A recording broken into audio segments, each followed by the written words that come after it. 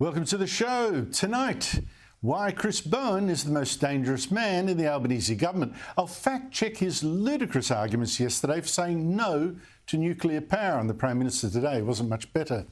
Plus another big spending minister, the huge car bill of Stephen Jones. And the internet goes crazy as the Princess of Wales finally shows her face after more than 2 months. Unfortunately, this image seems to have been doctored. Why? And an exclusive, how Hamas made fake news about Israel bombing a food truck last week.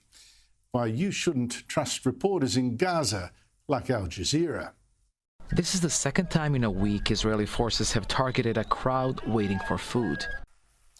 The pictures I'll show you of this fraud are amazing. You will see how a total lie was concocted. But first, and speaking of this war in Gaza, how stupid is the Albanese government to spend $800,000 on an extremist spreading that hatred right here in Australia? It's true. Education Minister Jason Kerr actually approved an $800,000 grant of your money for Randa Abdel Fattah, a research fellow at Macquarie University.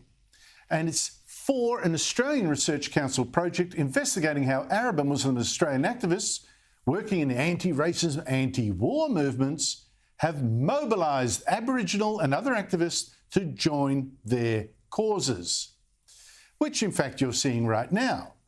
Quite deliberately, they've joined them. Aboriginal and Palestinian flags flown together in protests, for instance, as leading Aboriginal activists say their cause is one. For First Nations people, there is an incredible solidarity that exists here. You've got to ask, do we really want Aboriginal activists here to be inspired by a Palestinian war led by terrorists who started it by slaughtering 1,200 Israelis, most of them civilians? You've got to have rocks in your head. And there's a particular problem with giving that grant to this woman, Randa Abdel Fattah. 2 reasons in particular.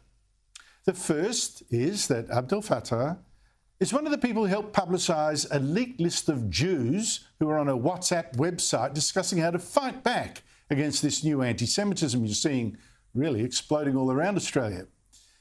And she has actually threatened everyone who believes that Jews have a right to an Israeli nation. She's likened them to neo-Nazis, saying it is the duty of those who oppose racism, misogyny, homophobia and all forms of oppressive harm to ensure that every space Zionists enter is culturally unsafe for them.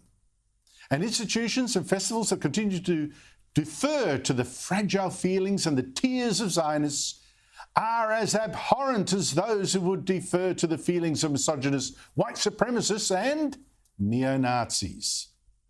So you might wonder, what does making spaces unsafe, culturally unsafe, for Jews really mean? Or what might some radicals listening to this woman take that to mean? Well, this same Randa Abdel Fattah, given $800,000 by the Albanese government, let me be precise, $802,000 by the Albanese government, and employed by Macquarie University, well, she's actually one of 5 people and pro-Palestinian organisations here to publish on their social media accounts this poster of Palestinian women for International Women's Day. Women that this post that Abdel Fattah has on her Instagram page says are a few of the many icons of unstoppable Palestinian women that have inspired us. Inspired her. Inspired this woman. These are women that are inspiring a taxpayer-funded Palestinian activist and academic at an Australian university. Let me introduce you to 2 of them. One of those women who've inspired Abdel Fattah and the others is Laila Khaled, who hijacked 2 passenger jets about 50 years ago and destroyed one. Even more disturbing is that another woman that they admire and find inspiring is Dalal Mughrabi, who was one of 11 terrorists who in 1978 slaughtered 38 Israeli civilians, including 13 children. in an attack planned by the Fatah group that now rules most of the West Bank. Now, let me tell you about that attack that so inspires Abdel Fattah and the other Palestinian activist groups as well, like the Australian-Palestinian Advocacy Network. It is horrific that this terrorist inspires an academic here studying how to build a common cause with Aborigines, because these terrorists went by boat to the Israeli coast. They were a bit lost. So they asked a woman they found on the beach, an American wildlife photographer just looking for animals to photo, birds to photograph. They asked her which way to Tel Aviv. And Mughrabi, this inspiring woman, then shot her dead, according to two surviving attackers. The terrorists then hijacked the car, killing the people inside it. They then hijacked the bus, again killing people inside that. Mughrabi, this inspiring woman, then destroyed it with a grenade before the terrorists were either killed or captured. So why is Randa Abdel Fattah promoting this particular woman, this terrorist, on her Instagram page? You know, in a post calling her inspiring. Why is Macquarie University employing an academic who actually threatens to make no place here culturally safe for Jews to support Israel? Why is the Albanese government paying her $802,000 to help activists like her make common cause with other left-wing groups, particularly Aboriginal ones? This is reckless. I'd go so far as to say it's suicidal. This is your money spent in ways that can only make us less safe. So what can we do about it? I mean, may I suggest you write to your local Labor MP and ask them why? Why this money for this woman? And demand that her 4-year grant, it's got a couple of years more to run, demand that her 4-year grant be cancelled now.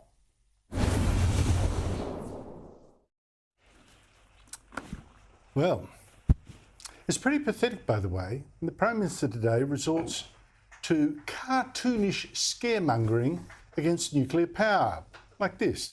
Labor is the party of the light on the hill. The Liberals just want us to glow in the dark.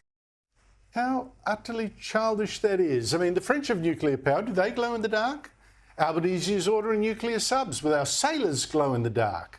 I mean, Labor must really be out of arguments against nuclear power, which the opposition is now pushing, when the Prime Minister says that kind of thing or resorts to a complete untruth, or should I say, lie.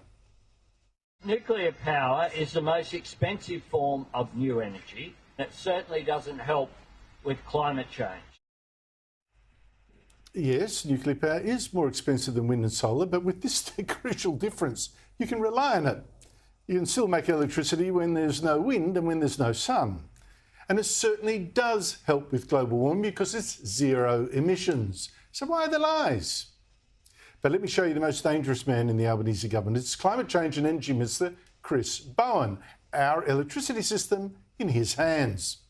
Now, we know our electricity costs have been soaring, but at the same time, so is the risk of blackouts as this government goes green. And that makes Bowen's attack yesterday in the federal opposition's nuclear power plan even more stupid. The opposition basically wants to just scrap Australia's irrational ban on nuclear power and let investors sort out whether they can make it pay or not. If they can't, we won't get nuclear power. If they can, we win. But that is just too much freedom for Chris Bowen, who yesterday invented all kinds of reasons to say no. Well, the market hasn't sorted out in any other country in the world. Again, false. There are now about 440 nuclear reactors in 30 countries, supplying about 10% of the world's electricity. So Bowen tried again, this time mocking the claim by the opposition's energy spokesman, Ted O'Brien, that we could have a nuclear power industry in as little as 10 years. Tell him he's dreaming. I mean, I don't know what experts he's talking to. The United States, with a very developed regulatory regime, with a very developed nuclear industry, the nuclear leader of the world. The average build time of a nuclear power plant in the United States has been 19 years. In fact, even the government's own Australian Nuclear Science and Technology Organisation says, well, actually a small modular nuclear reactor could take as little as 3 to 5 years to build, and a large reactor 6 to 12. The government just needs to get a wriggle on with the regulations. And really, if delays are the reason to say no, then say no to the Albanese government's green energy scheme to replace fossil fuels with wind and solar by around 2050. That's still 26 years away. For instance, Bowen's rollout of 26,000 or 28,000 kilometres of transmission lines to hook up all his planned new wind and solar plants at an estimated cost of $80 billion is way behind schedule. His Snowy 2.0 scheme to store green energy is already 10 times his promised price and years behind. So then came Bowen's final flabby argument yesterday. Australia has the best renewable resources in the world. It would be a massive economic own goal to give up utilising those resources. Now, I'm guessing what Bowen means is that we've got all this wind and solar, more than most countries, but if he's crying over wasted resources, he should howl about wasting our uranium. We're actually sitting on the world's biggest reserves of uranium, but we won't use it for our own electricity. Joining me is Michael Kroger, former Victorian Liberal Party President, Steve Conroy, former Labor Senator and Cabinet Minister. Why is Labor so against, Steve, ending this ban on nuclear power when its arguments are so weak and our power system so shoddy? Well, I think despite you wanting to mock what Chris was saying, Andrew, I have to say I strongly disagree with you. Matt Canavan has belled the cat.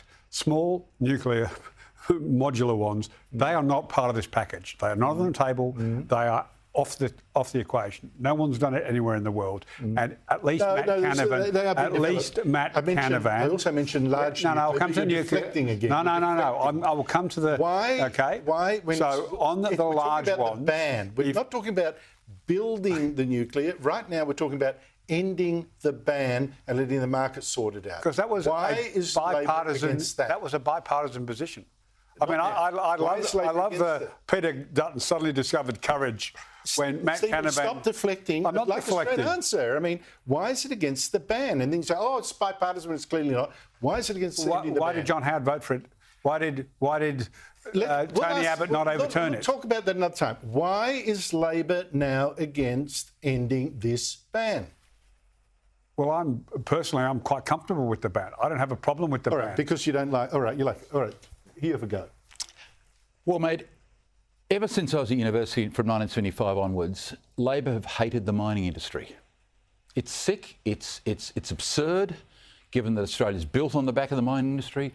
They've never liked any of our mining companies. They don't like things being extracted from the ground. They say nothing about exports except they take the money. They just seem to have this obsession with the Australian mining industry. Otherwise, there's 56 nuclear reactors in France. They've had nuclear power. Do the French glow in the dark? You've been. No, they don't. No, not recently. I was there recently. No, I haven't seen anyone glowing recently. Yeah. Well, I've been going for 60 years. They've had nuclear power in France. 56 reactors they've got now. 70% of electricity comes from nuclear power. You know, in France, they export nuclear reactors to South Korea, to China, and to South Africa. You can buy them and the architecture for them from the French. So nuclear reactors are all around the world. Why would it, if you were in for no emissions, which is what nuclear is, if you're looking for, steady base load power, which is the other absolute, you must have, why would you be against it? Well, the only reason I can think of is because Labor have had this hatred, going back to Garrett in the 1970s, the anti-uranium movement. They've always hated the mining industry. Nothing else logical, Andrew, makes any sense. Nothing makes sense. Bring out the crazy in Labor. It does. The Prime Minister said the Liberals want to make people glow in the dark. Why is he then ordering nuclear submarines? Well, they actually are little, small, self-contained modular. Whereas that's not the Liberal Party's policy today. So it's the big ones that make you glow in the dark. Well, the big there has been some history. There has been some history of this. If you want to talk about a Russian incident, an American incident, fewer than 100 people a Japanese incident, and one that you and I have debated many times. Not again. Small, not one. English. Not Chernobyl again. No. See, you're deflecting and deflecting and deflecting. I'm not deflecting at all. Why, if we're going to glow in the dark by having nuclear power, has the Prime Minister ordered nuclear subs? because they are completely self-contained, not what is being proposed by the Liberal Party. So let's not try and deflect here. So it's only one kind of reactor that makes you glow in the dark, not the other. The large ones have a much greater capacity to, by definition. Steve, this is the point. A sensible person like you is tied up in knots over a stupid, irrational ban that no Andrew, one with reason you've known me can justify. 35 years, and you know why I've been opposed to the nuclear industry in this country. Yes, and I don't make any sense. I still can't make any sense of it. The reason tells you it is not what Labor claims. It doesn't make you glow in the dark. I mean, it's just a joke. Meanwhile, what Labor's electricity system, most of Labor states, right, have a look what it's doing. We've got now a report today that private hospitals have been forced to shut for many reasons. I'm only naming one of them. At least 6 hospitals shut in 16 months. And one of the reasons, one of the pressures on them is electricity prices. An Ernst & Young study reported in The Australian found that private hospitals' energy and utilities bills were up 13.8% in 1 year. I mean, seriously. So, Andrew, this is the power of demonstration. It's why the left demonstrate all day and have ever since I started in short pants and watching the anti-Vietnam demonstrations. Demonstrations are designed to intimidate. They've intimidated successive governments over the year on global warming, Liberal governments as well. And so what we have is this massive headlong rush to renewables, to get rid of cars, fossil fuels, etc., well ahead of what we need to. And you know, we're as much to blame as Labor. And you've now got this obsession with renewables. As you've pointed out many times, we're less than 1% of the world, so whatever we do here makes no difference. Yet people are bleeding everywhere with these massively increased I don't get it. Power prices. If they came with reasonable arguments to say, yeah, I'll consider that, I'm a reasonable guy. Stephen Jones, Steve, is the second minister now that has been caught charging a fortune to the taxpayer. Last week, the story was that Employment Minister Tony Burke somehow managed to blow $57,000 of our money on a 4-day trip to Washington. Today, Assistant Treasurer Stephen Jones, he actually racked up a $43,000 Commonwealth car bill in 9 months, partly because 3 times at least he used it to drive 2.5 hours from his Shell Harbour home to Parliament and back, even though he's got a taxpayer-funded car to make that journey, which other MPs around him, that's how they do it. Yeah, look, these are the sort of arguments that I find quite pathetically trivial, Andrew. And both sides of politics, I mean, if you look at today's stories about how much Bridget McKenzie has spent travelling away from home and claiming travel allowance, I don't have a problem with this. They are doing their job. Problem I have? Senators in particular. The problem I have is the contempt for taxpayers' money. This is not if you spend money on nothing yourself to like do this, with the contempt. This is actually trying to do your job. Bridget McKenzie is doing her job. Whether she's going to a country fair, whether she is attending a rally, whether she is find that it's the means campaigning of transport on her policy issue. It's been given a taxpayer-funded car, taxpayer-funded petrol. You can't actually. If you're sitting there driving, you can't do the same things you're doing in your ministerial car. That's you're true. going to a ministerial meeting. You can't read your paperwork. You can't do all those things you can in a car. So there are valid reasons, which is why I do disagree with you strongly on this one. Whether it's Bridget McKenzie's travel or Stephen Jones's travel, I will defend them both. What about Tony Burke? Can we defend him too? Tony Burke, Can we defend him? The international, absolutely. International travel, you yourself, Michael, have blamed. The car in Washington. You have never criticised Michael Kroger, thank you to you both. After the break, how Palestinian and journalists faked this report. It claimed last week that Israel killed 9 people in a truck delivering food to the starving of Gaza. And it's a warning here, trust no news from Gaza. Now, before I get to Greg Sheridan, I want to show a media hoax, another reason not to believe anything that Hamas says in its war against Israel, and not to trust anything that journalists in Gaza say, either being in territory run by this terrorist group. Last week, there was another shocking claim. Israel had killed another 9 Palestinians when it bombed an aid vehicle, bringing food to the starving. It's a story that went around the world with even our news.com.au running an Al Jazeera report on this atrocity. This is the second time in a week Israeli forces have targeted a crowd waiting for food. But a warning, Al Jazeera is actually owned by Qatar, which funds Hamas, and it shows. Here's what actually happened. Here's how we got shown those photos, this footage of this blown up aid truck, somehow with unmarked protective vests draped over the wreckage and posters and apparent aid at the back, also untouched by any blast. It was funny that. Because let me show you, Israel filmed itself bombing this truck by the beach near those telegraph poles, and it said it had killed a Hamas operative, and initial footage filmed by Al Jazeera showed the initial reaction. People rushing to see, and look, you can't see any posters, you can't see any safety jackets, you can't see aid food parcels at the back, and nothing to indicate this was bringing food to anyone. No posters up front either.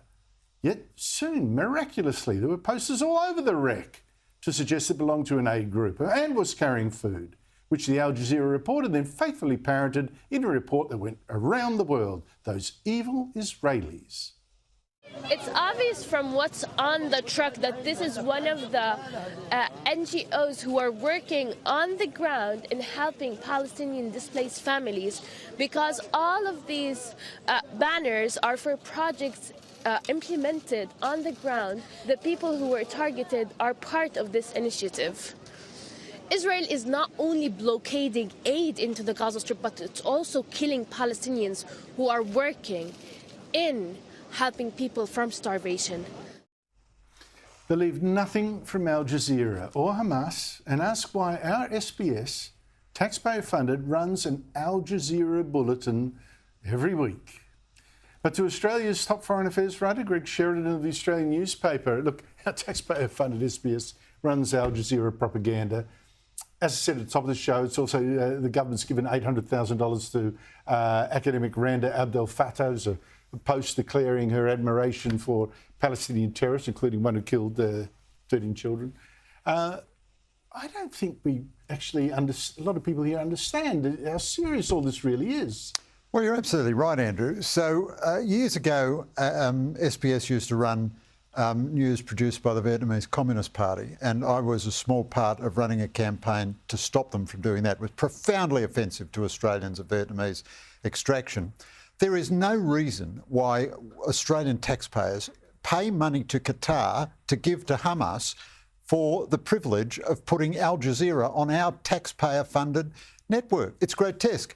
The level of ignorance and misrepresentation about the whole Israel situation right throughout the ABC and SBS. I mean, would you have heard that Israel is offering a ceasefire right now, but Hamas won't accept it? It's put on absurd conditions, but if it would release the hostages, it could have a ceasefire tomorrow. Would you have heard how much aid Israel actually allows into Gaza every day? I'm not saying Israel is beyond criticism or that it's doing everything it should or anything like that.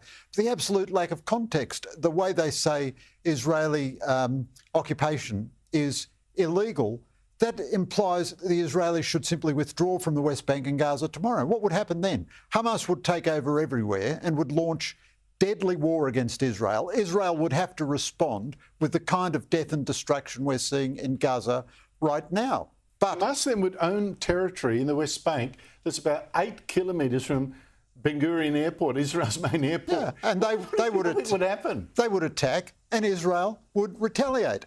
But I've seen ABC report after ABC report which just says the presence of Israelis is illegal, as if, you know, you're trespassing and you should get out. There's a simple solution, whereas Israel has offered time after time after time generous deals for a Palestinian state, and they haven't been met by any credible interlocutor on the other side. But I don't understand. But all these protests, peace, you know, ceasefire now. Do they realise there was a peace, there was a ceasefire in Gaza, and Hamas broke it by slaughtering 1,200 people? Yeah, I'm astonished that in this highly moralistic tone that the ABC adopts about this conflict all the time, it never attributes any moral responsibility to Hamas for the suffering of the people in Gaza. The suffering of the people in Gaza is real. We all want it to stop. Every civilised human being wants that to stop. But the responsibility for it, both causing it and continuing it, rests with Hamas. So why isn't anybody putting on them under any pressure? True. That is so true. And tell you what, for all the huffing and puffing of the West, America now, Biden, you've got to stop Israel. Being in Israel, talking to people on both sides of politics and top to bottom to the president down, they are not going to stop. They want Hamas beaten and they want to drive Hezbollah in the north back, and the West can huff and puff, but Israel must be safe. That's how they feel.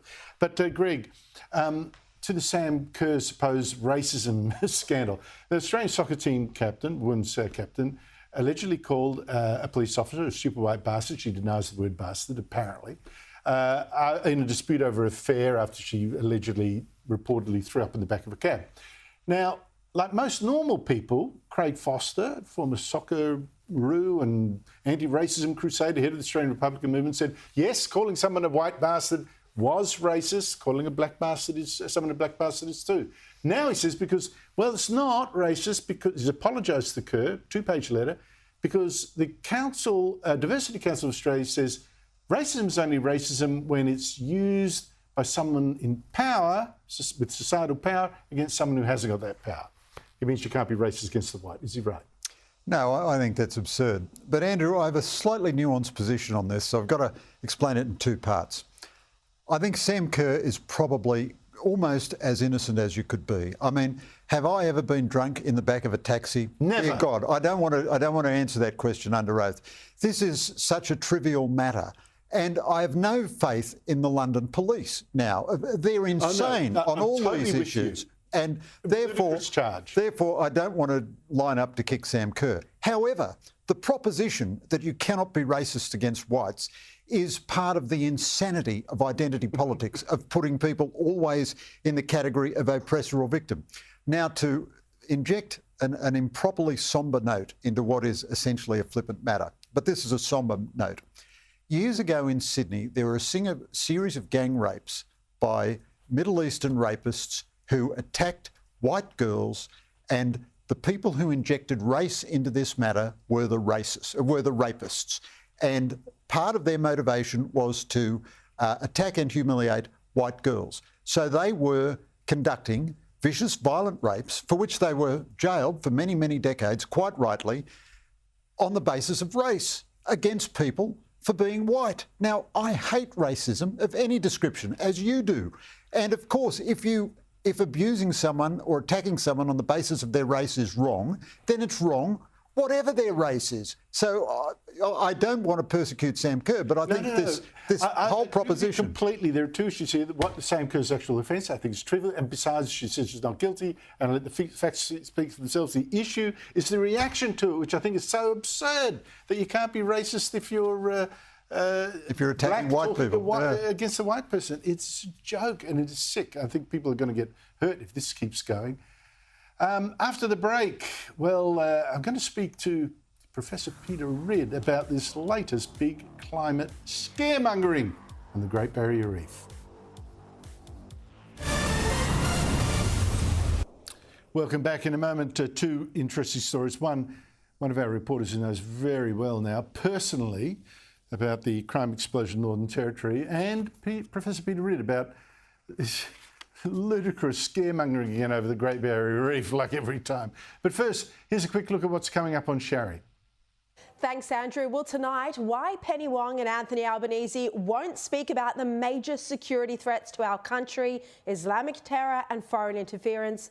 And yet our spy agencies are wasting their time on climate change reports. I'll bring you the audio of a top spy chief speaking about this juggle. I'll see you at 8. 25 years now, I've covered this scaremongering over the Great Barrier Reef, and here we go again. There's some warm seas, the corals bleach, and the global warming alarmists preach doom for the reef. I mean, this is from 8 years ago, on the ABC, of course. Terry Hughes and his team rated a staggering 95% of the reefs they flew over in the most severely bleached categories. I'd expect to see about half of those corals die in the coming month or so. You know, this is one of the greatest environmental catastrophes that our country has ever seen. And yet somehow it's fallen off the political agenda. Honestly, those guys. But the reef recovered each time perfectly. But here we go again, the ABC today, quoting even someone it's billed as a tourism veteran, whatever that is. Tourism operators are concerned about the future of one of our greatest natural wonders. Warmer waters have pushed the Great Barrier Reef into yet another period of mass coral bleaching, the fifth such event in 8 years. We've just got to get much, much more serious about controlling our carbon emissions. You know, we've got to stop, allowing new mines to open up. These incidents that are happening are just going to happen much too frequently for the reef to be able to recover. We have probably exceeded 1.5 degrees in global warming, and that, as we continue up towards 2.0, could be the death knell to coral reefs around the world. Now, as it happens, and good for you, there was a report on this bleaching released just yesterday by Dr. Peter Ridd, a marine physicist and former head of physics at James University, before he was dismissed for criticising exactly this kind of alarmism. Peter Ridd, great to catch up with you again. More bleaching. Is this yet again the possible end of the reef as we know it, as some of the on the ABC were again suggesting today? Oh, it might be. After all, they've been predicting it for the last 50 years, not 25 years, every couple of years. But actually, the statistics from the Australian Institute of Marine Science show that we've never had more coral since records began, twice as much as we had in 2012. We've had all those bleaching events since. And the really crazy thing is that the type of coral that's exploded in this time, like huge amounts, is the type that was supposed to be being killed by all the bleaching. But I can go on. We haven't lost a single of the 3,000 reefs of the Great Barrier Reef since European settlement. We haven't lost a single species or plant. There isn't a single feral animal or introduced species on there. Corals grow faster in hotter water. The effect of farming is negligible. We can't measure pesticides on there.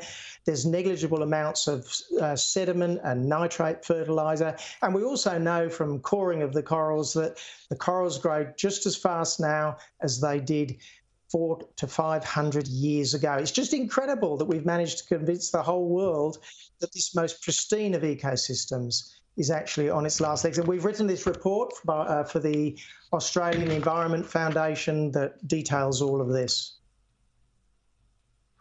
Well, how do you explain then all these alarmist reports saying yet again the reef is on its last legs? What these people do to the tourism industry, I shudder to think. But how do you explain all the... a lot of people disagree with you.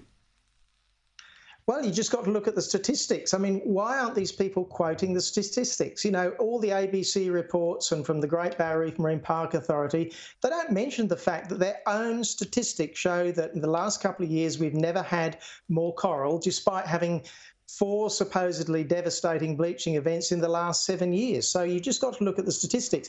What this just shows is that the whole scientific organisations are utterly untrustworthy.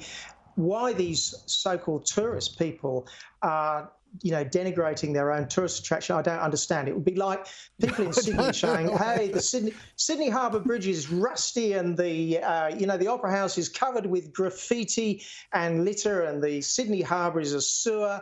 Don't come to Sydney. Why would they do that when the coral is so brilliant? People up north are getting really, really grumpy about this, actually. Peter Ridd, stop asking me impossible questions. I don't know either. And the woman saying, oh, look, we've got to save the reef by stopping new mines. Tell you what, the difference it'll make to the world's temperature is about, I'm trying to think of something so small people can't see it in the studio. I mean, it's that infinitesimal. Peter Ridd, thank you so much for trying to, as always, bring sense to this hysterical debate. Youth crime generally, I guess, but particularly youth crime, suddenly such a big problem in so much of Australia. Victoria up more than 30% since 2022, the highest recorded in a decade. In Queensland, overall crime, not just youth crime, show that the rate of assaults and unlawful entry to homes and shops both have increased in the last decade by heaps and heaps. But in the Northern Territory, it's worst of all, simply out of control, despite a half-hearted attempt by the federal government last year to fix it. The issues in each state are obviously different. You've got disconnected kids, maybe from broken homes, parents on drugs or drink or violent or whatever. I mean, I'm close to someone who deals with this awful stuff. the parenting now. Or they're from a migrant family, maybe having trouble fitting in. But in Queensland, especially the Territory, there is that one big elephant in the room that politicians, many journalists don't want to discuss. There's disintegration in parenting in too many Aboriginal communities. Not in the cities down south, no, out where there's little work and lots of welfare and sit-down money from royalties. Joining me is someone who's learned only too well about a lot of this is Sky News Northern Australia correspondent Matt Cunningham. Matt Cunningham, thanks for joining me. Youth crime in the Northern Territory was a huge political issue a year ago, a bit more, especially in Alice Springs and especially during the debate on The Voice. The Prime Minister finally went up to Alice Springs for a few hours and announced a package of reforms, and that was that. But what is happening now? Well, let's have a look at a couple of incidents that have happened just in the past 3 days, Andrew. Now, on Friday morning, there was an incident that people in Alice Springs have for a long time been saying would be inevitable, and that was a situation where there was a car that police say was stolen from a caravan park. There were 9 people riding in that car. It was riding around the streets of Alice Springs for about 2 hours before it crashed in the CBD. There was an 18-year-old man who was hanging out the side of the vehicle. The vehicle rolled on top of him.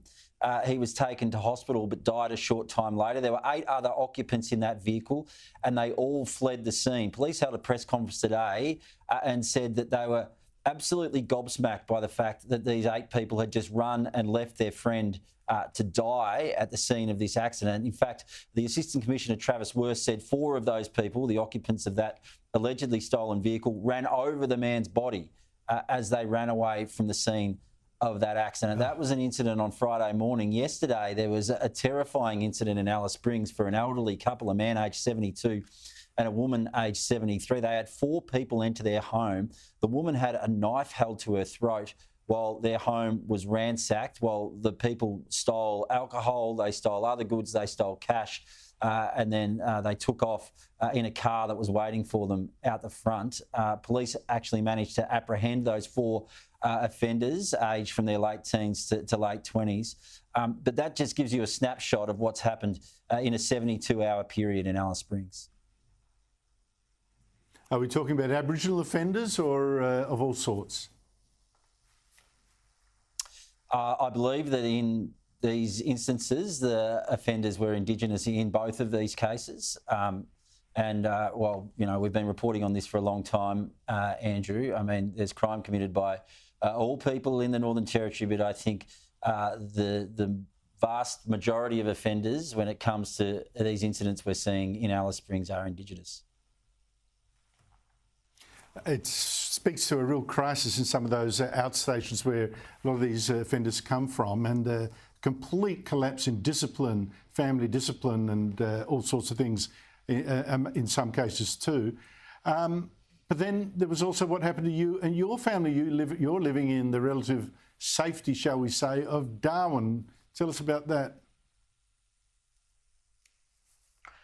Well, I'd say there's been a dramatic increase in crime in Darwin in the past few years as well, Andrew. You know, I know you used to live in this city, and I've lived here for almost 20 years, but I've never seen things as bad as they are in Darwin at the moment. Now, on Friday night, Saturday morning, just after midnight, my wife and I were woken to the sound of a loud bang coming from outside our window. The security light had come on. We went to the window, we looked outside, and there were 3 young offenders, probably aged 12 or 13 years old, who were armed with golf clubs and were trying to smash their way into our house. You know, we yelled at them. They ran away. We called 000. I was probably on hold for almost 5 minutes waiting for someone to answer the call. And when they did answer, they basically said that police were far too busy to get there. There were a series of crimes in Darwin on the same night, including one car that was stolen twice. There was a couple that were held up at knife point. They had their car stolen.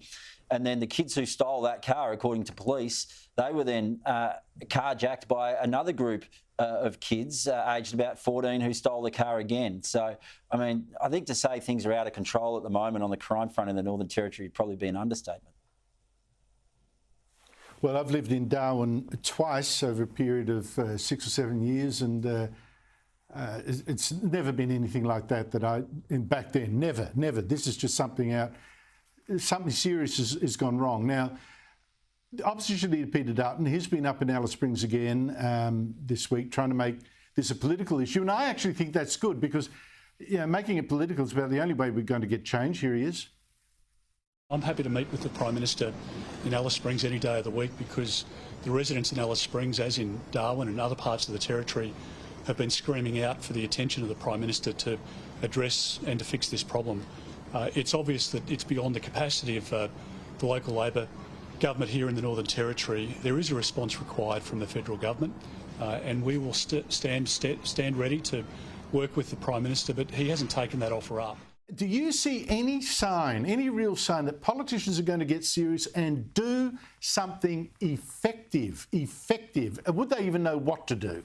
If you're looking for a long-term solution, Andrew, I mean, we're talking about kids who are 10, 11, 12 years old who are committing serious violent crimes, and I think then you have to look at the families that they're being raised in or the situation that they're being raised in. I just don't understand how they're allowed to continue to live in that situation. If you go back to the Royal Commission that we had up here 7 years ago, and we spoke about this at length at the time, there was evidence given to that Royal Commission that there was a relativist approach being taken to Aboriginal children, that Aboriginal kids who were being abused and neglected were being left in those sorts of situations in cases where we would never leave a non-Indigenous child.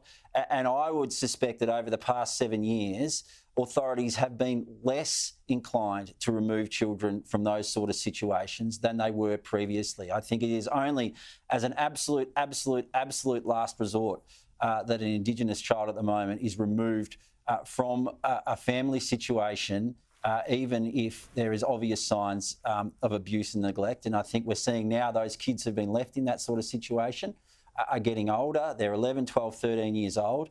They're on the streets at all sorts of hours at night in Alice Springs, in Tennant Creek, in Katherine, in Darwin, and they're causing all sorts of havoc. So, I mean, how do you fix it? I think you need to go back and look at what's happening when these kids are really young and whether or not we're intervening properly and ask why it is that we're not doing the right thing by that child.